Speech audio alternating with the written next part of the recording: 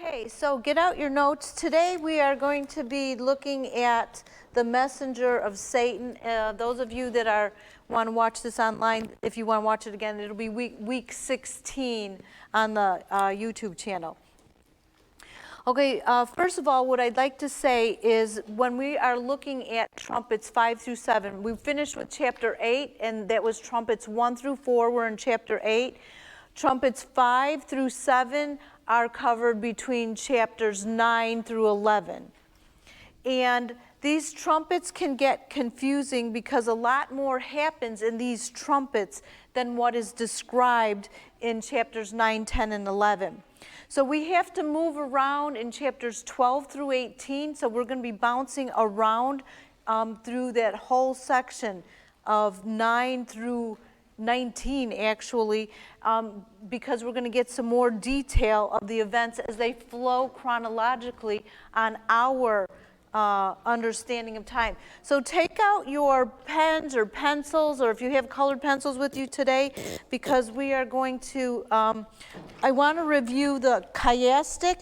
And one thing I would like to say is that, and you might want to write this down, the chiastic literary style is a unique repetition pattern for clarification or emphasis. So you might want to put that in your notes right under the first paragraph there. The chiastic literary style, so this is a style that many books of the Bible are written in. The book of Psalms is very prevalent with it, the book of Job's, and very certainly the book of Revelation. It's a repetition pattern for clarification or emphasis. So just as we have done in the past here, I just want to review this. So we're going to draw a line like this and a six-sided like this.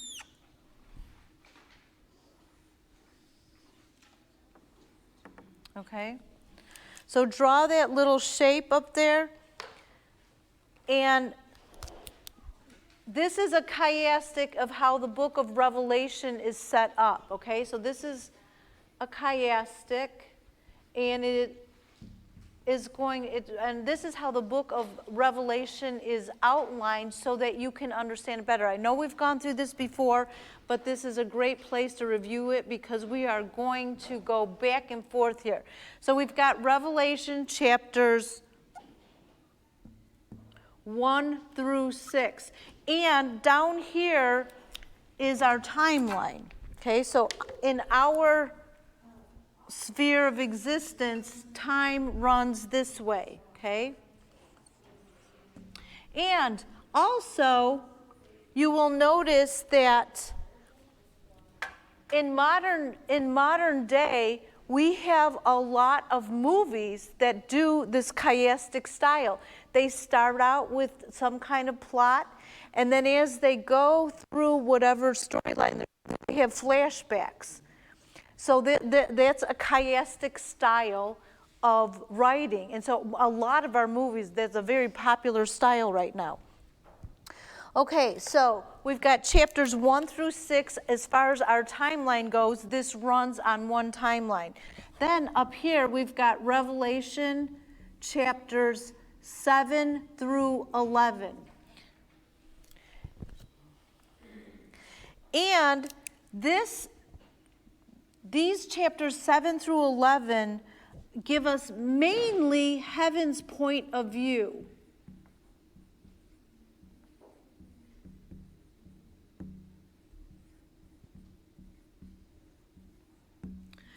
And the reason that we're going to be jumping around so much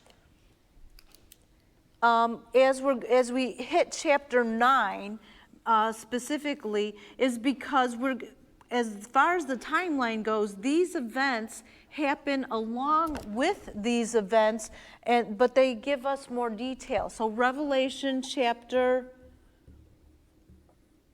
12 through 19, and this is mainly from Earth's point of view.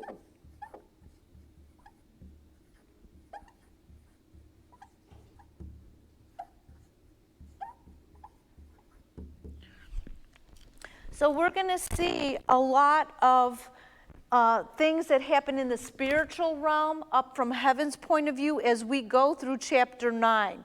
Chapter 9, a lot of it is given from the spiritual realm or from heaven's point of view.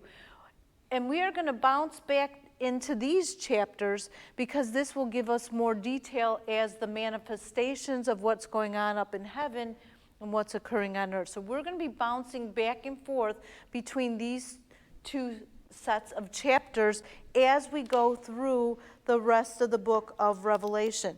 And then we end, they both come together on our timeline, and then we have Revelation chapters 20 through 22.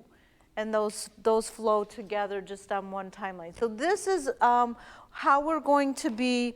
So as we're reading through chapter 11, what we actually find is we get to the end of the tribulation right here. This point here is pretty much the end of the tribulation.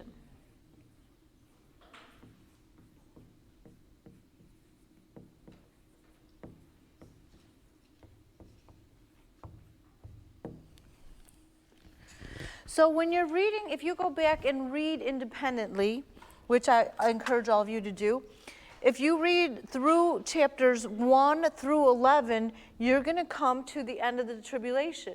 And then when you get to 12, you're going to start out from the middle of the tribulation, which is about where 12 starts out. You go back into ancient history and then kind of catch up with the middle of tribulation. And when you get to chapter 19, again, we come to the end of the tribulation again.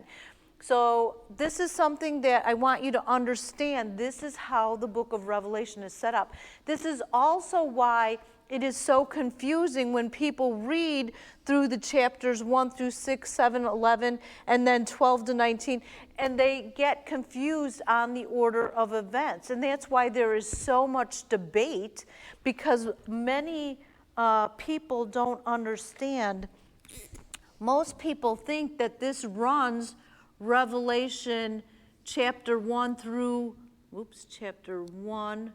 22, and they think it runs like that, and then they see other parts of the Bible that seem to fit in here, and that's why we've got so many ideas about when does the tribulation start, when does the rapture occur, and what the Lord has shown me right here is where the rapture occurs. Okay, so we know where the rapture occurs too. Okay, so the rapture occurs here. Remember, the rapture occurs at what seal? Does anybody remember what seal does the rapture occur in? Sixth seal, yeah. And where are all the seals? The seals 1 through 6? What chapter are they in? Seals 1 through 6. Pardon? 4, 5, 6, or 5, 6. Oh, that's good. All the seals 1 through 6 are in chapter 6. So seals 1 through 6 are in chapter 6. And chapter 6 ends with the 6th seal. At the end of the 6th seal is where the rapture occurs. So this whole section here is the tribulation. Okay, so as we're looking through these books, here's one. As we're looking through these books, this whole section here is the tribulation.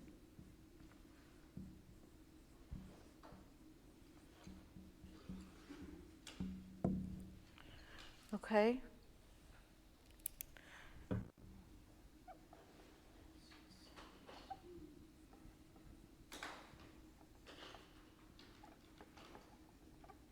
So we are raptured before, and this is 7 years, there's a 7-year tribulation. We are raptured before the 7-year tribulation. The tribulation lasts for 7 years, and this is where Jesus comes back right here. And at the end of chapter 11, we hear the 7th trumpet sounding. And at the sound of the 7th trumpet, it's the official ending of the tribulation. Over here, we have the sounding of the 1st trumpet. It's the official beginning of the tribulation. So we have all 7 trumpets in here. And in the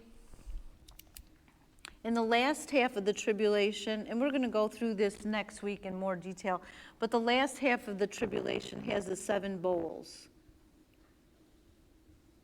Okay? So this is how this is the framework of what we're going to study. The other thing I would like you to do right now is pick up, after you've done taking notes here, go back to your notes from last week or 2 weeks ago, I think it was, and I'd like you to pull out your papers that have the picture of the charts that we drew of heaven and hell and lake of fire and the abyss. Pull out these two pictures. So if you have these, pull these two out and just, maybe put them at the top of your table so you can refer to them, because we're going to be talking about the abyss today. I'm going to take this off of here. And I don't think we're going to talk about the lake of fire, but I want you to keep in mind where the abyss is located. It's somewhere in the vicinity of the earth in a different dimension, obviously a spiritual dimension, but it's somewhere under the crust of the earth, but in a different dimension. So we can't ever go there. Okay, so I want you to keep that idea, because we're going to be talking about the abyss today. And this chart here, I just want you to look at this real quick, and we see the cross of Christ. And after the cross of Christ, Satan is permanently cast out of heaven. He's cast down to the earth permanently. He can never go up back into heaven again and accuse us before God. And then sometime after that, the rapture occurs, which we see here blown up, and then the 7-year tribulation. And if you'll notice at the bottom of, or at the end of this timeline here, that's where the fifth trumpet is, and that's what we're talking about. Chapter 9 is trumpets 5 and 6, and so we're going to cover the fifth trumpet, part of the fifth trumpet today. So just keep those notes in mind. Okay, flip over to page 3 of your notes. The rest, everything else on here is review. So when you get home, go ahead and review all that. I'm not going to do that right now just because of the sake of time, but flip over to page 3 on your notes for today, where it says Revelation 9:1. And you can turn to page 76 in your books, just to have that open and ready to go.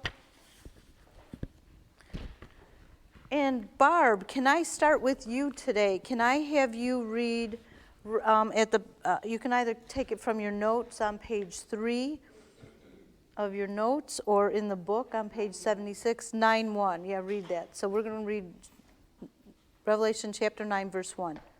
The fifth angel sounded his trumpet, and I saw a star that had fallen from the sky to the earth. The star was given the key to the shaft of the abyss. Okay, so this star that had fallen from the sky, so take a look at your picture here.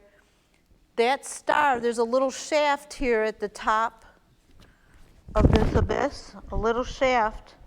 So the star that had fallen was given the key to the abyss. And we talked about a little bit a couple weeks ago how Satan initially rebelled and lost his position of authority in heaven and his position of respect. But he was not actually cast out of heaven till after Jesus died. He was overcome by the blood of the Lamb. That's when God was able to cast Satan and all the wicked angels out of heaven, but not cast us out of heaven.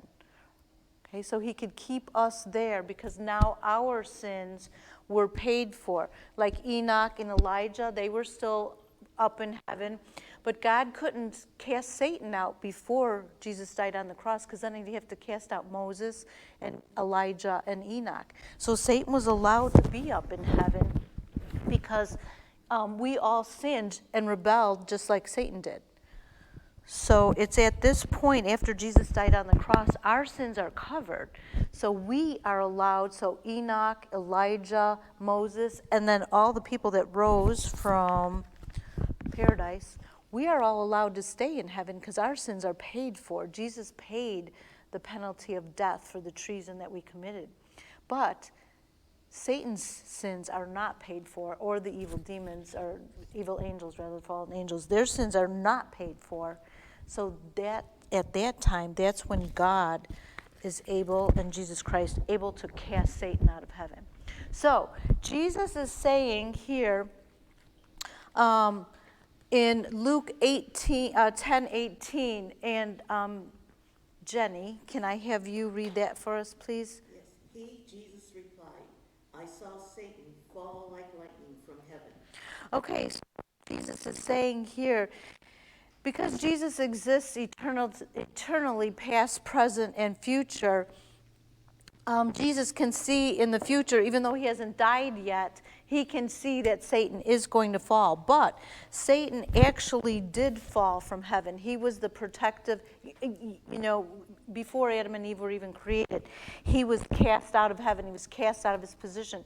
He was the covering cherub. He was the one who led music and worship in heaven. And so he was cast out along with 1/3 of the angels that rebelled with him. He was cast out of heaven. So Jesus here is saying, I saw Satan fall like lightning. So when we read Revelation 9:1, the fifth angel sounded his trumpet, and I saw a star that had fallen from the sky. So John is writing the book of Revelation in 90 AD. Okay, so this is about 90, 30, 60 years or so after Jesus died on the cross. It's about when John is writing this chapter. And he is writing, Jesus is telling him to write these words. And he is saying, I saw a star, and John sees this star. I saw a star that had fallen. It's past tense. So it's past tense to when John is writing this. John is writing this after Jesus, I'm going to put my stuff here, after Jesus died on the cross. So he had seen Satan fall from heaven, because John is writing this 60 years after the cross, okay? So he's saying that when he's seeing these visions, a star that had fallen, so this star had already fallen. It's not in the process of falling, not in the process of falling. A lot of people think, because as we read chapter 9, they think that Satan's fall or casting out of heaven occurs during the tribulation. But that is not the case as we read the tenses of this and as we look at the timeline here of when exactly Satan is cast out. And in chapter 12, we'll go into more detail about that he is cast out by the blood of the Lamb. The only thing that can cast Satan out of heaven is by the blood of the Lamb. Well, Satan does not, we don't have the blood of the Lamb until 33 AD, so he's cast out right after that. Okay, he's cast out then. It says that's what caused him to be cast out. When we get to 12, we'll go into more detail about that. Okay, page 76. All right, let's see. In Revelation 9:11, we see that the king of the abyss is a messenger of Satan. Wait, I don't think I want to read that yet. Can I have someone look up the verse Luke 8:31? Pat, can I have you look that up in your Bible? And Jeanette, 2 Peter 2:4. And Roberta, can I have you look up Jude 1:6? And while they're looking that up, I just want to remind you, remember that the abyss is where demonic forces are confined, and the powers of the evil one do not have their freedom when they're cast into the abyss. And can I have someone look up Revelation 1:18? Amy, can you look that up for me? Revelation 1:18.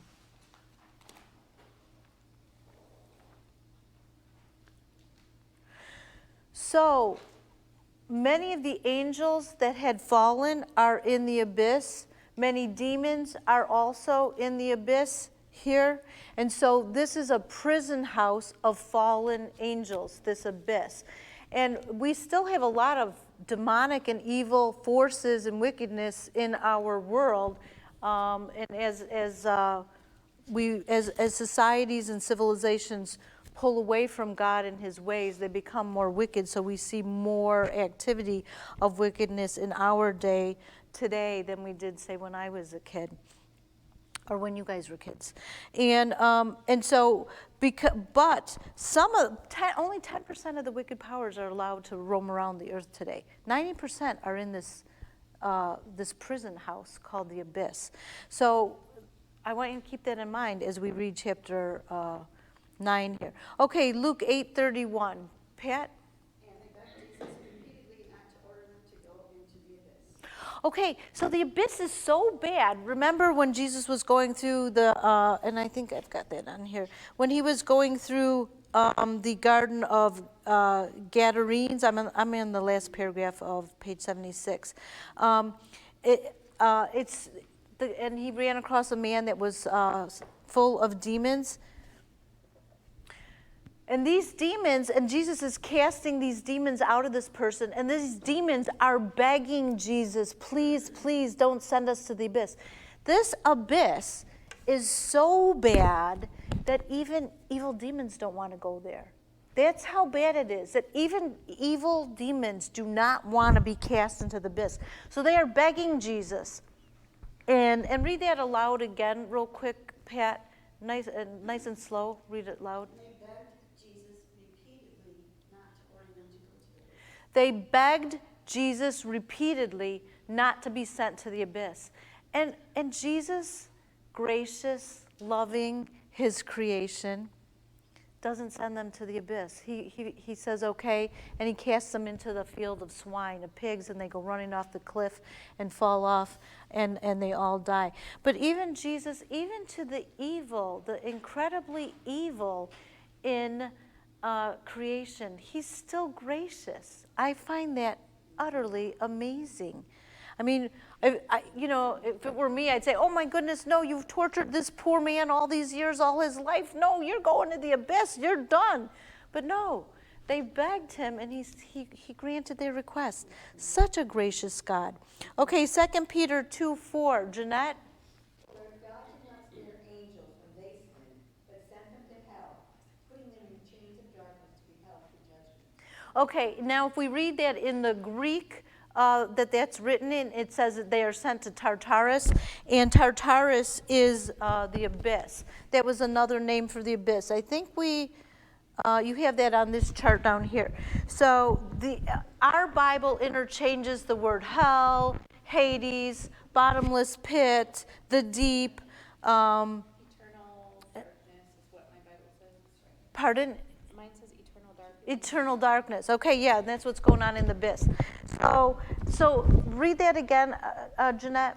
For God did not spare angels when they sinned, but sent them to hell, putting them in chains of darkness to be held for judgment. Okay, so in those particular angels that Peter is speaking of, those are the angels that came down from heaven and mated with earth women. And this was a grave sin against God because it would destroy the human genome. The human purity of human beings, mixing them with celestial beings. So all of those angels that did that, they were sent and held in the abyss down here. And that's what he's referring to. And then Jude 1:6, Roberta? And the angels who did not keep their proper domain, but left their own abode, he has reserved the everlasting chains under darkness and for judgment of the great day. Okay, so they're going to be locked into the abyss, those particular angels that sinned. So God was not at all forgiving towards angels because they always existed in his glory. And they always saw his glory. They saw his magnificence, his grace, his generosity, his kindness, his gentleness, his humility, even though he was God. They saw that and rebelled against it. So they are held down here in the abyss. Let's see, paragraph 76. Okay. And then let's read Revelation 9:2. And where are we? Carmen, can you read that for us? Okay. When he opened the abyss, smoke rose from it like the smoke from a gigantic furnace. The sun and sky were darkened by the smoke from the abyss. Okay, and I've got a quote here by Jack Van Impe. He asks, what exactly is the abyss? On page 100 in his book, Revelation Revealed, he says the literal Greek renders it the pit of the abyss. The term is found 9 times in the New Testament. In each case, it is a place to restrain or hold certain beings which have come under the judgment of God. And then we already talked about the demons that requested to go into, not to be thrown into the abyss. And the dread and terror of the abyss was so great that these demons would rather be incarnated into swine rather than being thrown into the abyss. So John Van Impe says, how frightful then is the hour when the prison house of the fallen angels is finally opened. And Carmen just read for us in verse 2. When Satan opens the abyss, smoke from it rose like the smoke from a gigantic furnace. So in the first verse of Revelation 9:1, the fifth angel sounded his trumpet, so the fifth trumpet is being sounded. I saw a star that had fallen from the sky to the earth. That star is Satan that had fallen from the sky to the earth. That he's the major player here that fell right after Christ died on the cross. So he's the star that had fallen from heaven to the earth. So Christ is the Satan is the fallen star, and Christ gives the keys to the abyss to Satan for that moment to open it up. And I had someone else look up another verse, Revelation 1:18. Amy, can you read that? I am the living one who died. Look, I am alive forever and ever, and I hold the keys of death and the grave. Okay, so Jesus holds the keys to death, the grave, the abyss. So it's through Christ's authority that the keys are handed over to Satan to open this prison house of fallen angels. And then, and the other thing is, when we look back at the stories of Sodom and Gomorrah, if you go back and look at the detail of that story, you will find there that that when God rained fire and brimstone down on Sodom and Gomorrah, it says the smoke rose up as from a great furnace. Okay, and as this prison house of the fallen angels is opened up, we see smoke coming up as a great furnace coming up from this pit here. 6.4 and then page 76. Okay, we read that. And then on page 78, let me just read that, top of page 78 in your books. Satan's man appears on the scene at this a mean character. So Satan is the one given the keys to open the abyss. He's not in the abyss, right? We know that Satan's roaming around free. I think we've got a verse on that. We'll probably hit that when we get to the back half of this page. So Satan is allowed to roam around free on this earth. And so he's given the keys to open it up. So when he opens up this abyss, we see that the smoke comes out. And let me go back here. I've got to read something else. And the sky is darkened from the smoke of the abyss. Let's read verse 3 on page 79. And Valerie, can I have you read that in your book? It's page 79. You can read 9 too again too. That wouldn't hurt. Just go ahead and do that. Okay, so just read this first.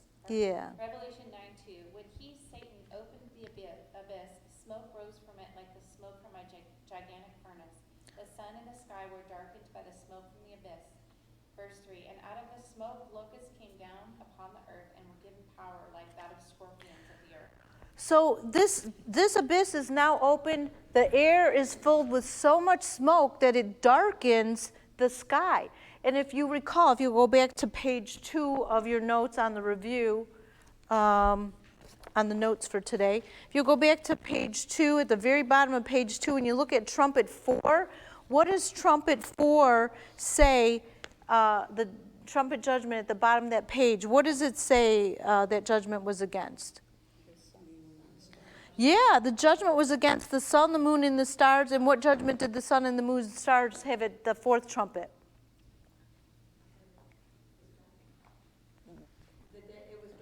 Yeah, 1/3 of the day and 1/3 of the night was darkened. So from the fourth trumpet, we have, so it's kind of like a day like today. You walk outside and it's, it's cloudy, So that's what it's like now. From now on, after the fourth trumpet is sounded, it's kind of cloudy out. It looks like it's cloudy. 1/3 of the sun is blocked from shining.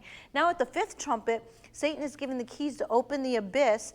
And now the sky is completely darkened. It's like the smoke from a great furnace.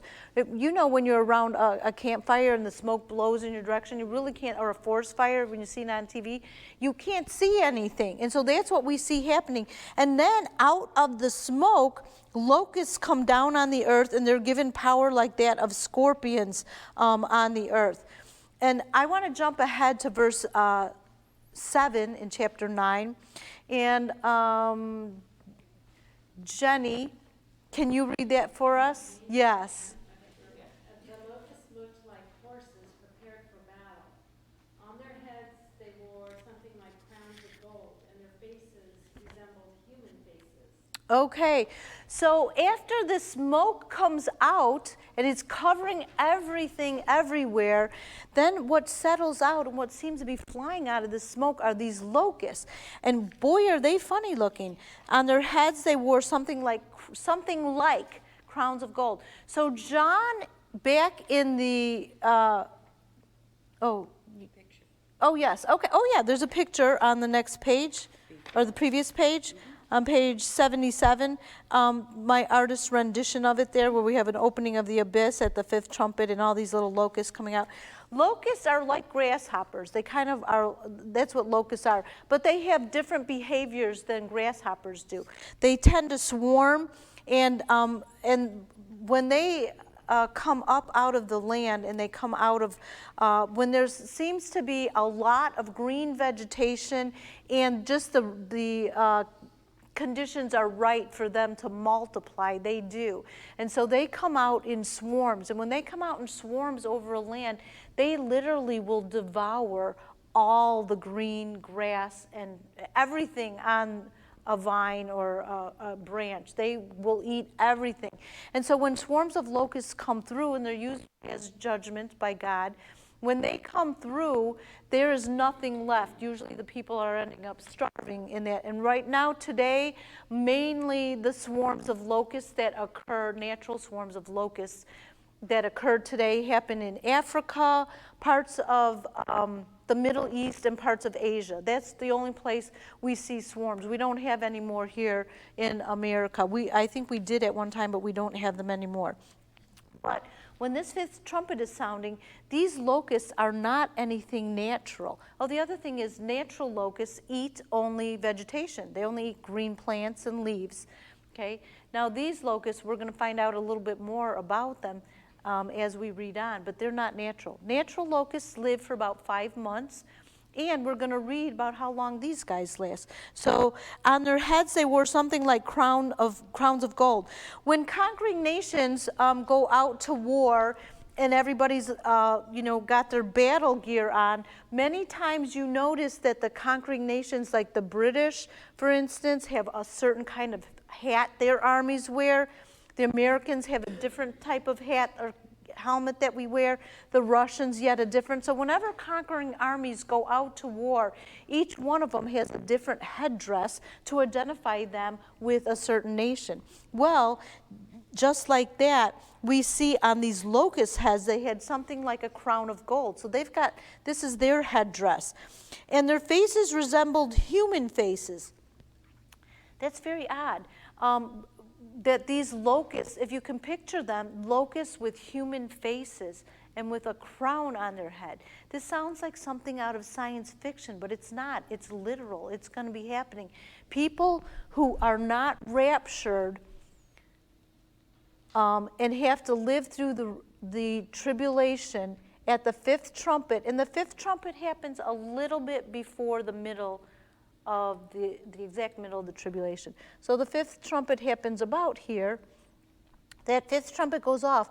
So people who are enduring the tribulation are going to see these. That's literal. Pardon? Literal.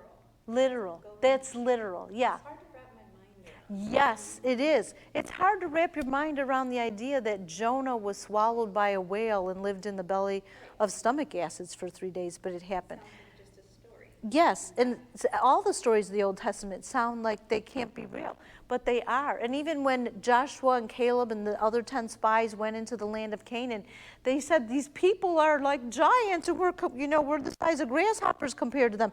A lot of people think that's not literal, but it was, because we looked last week, those of you who were here, we saw a movie of the actual size of skeletons and skulls. And there's more movies that we could show that show the actual size. And even in the Bible, it tells us that King Og of Bashan was about 15 feet tall.